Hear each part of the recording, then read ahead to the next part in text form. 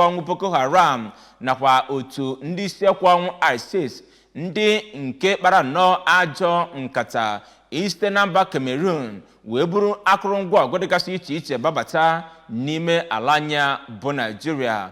N'oge ọ na-ekwu okwu ka ọ na-agwa ndị nta akụkọ okwu gbasara amụma ọrụ ha nakwa ndị ọrụ nchekwa ndị ọzọ n'izuụka ndị gara aga dịka o si emebu ya, ka nnukwute onye isi na-ahụ maka okwu gbasara ịgwa ndị nta akụkọ okwu na ya bụ ụlọ ọrụ Brigadier General Abdullahi Haruna Ibrahim kwuputere na ndị ọrụ agha ala anyị gburu nnọọ ndị isi ọnwụ a mmadụ 5 n'oge ha wakporo ha, nwụchikọ mmadụ 10 na ndụ ma nwetasie akụrụngwa ọgụ dịgasị iche iche ha chọrọ ibubete n'ime ala anyị ka Ekwi Ajide kọchapụrụ gị akụkọ a.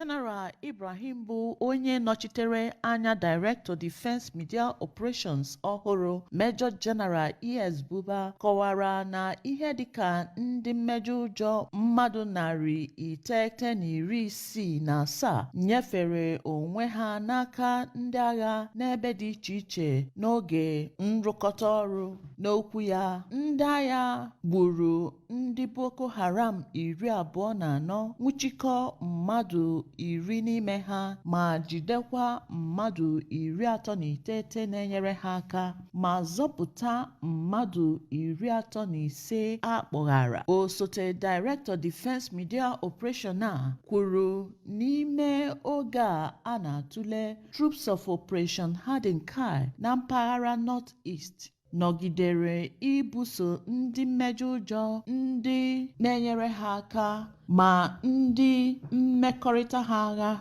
General Ibrahim kwupụtara na enyefeela ihe niile a natara ndị omekome ndị Boko Haram aka kpara ndị nkịtị azọpụtara n'aka ndị isi. Ọ dabara ebe ndị mmenye ụjọ na ndị Boko Haram nyefere onwe ha n'aka ndị agha ka edebagoro aha ha n'akwụkwọ. Site na Abuja, Princess Ekwi Ajide, akụkọ ụwa ABS.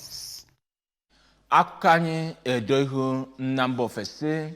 Odeakwụkwọ nke mba US na-elebanye anya na ngalaba n'ahụ maka ọnọdụ ihu igwe bụ Yellen agago n'iru wee kpọkuo mba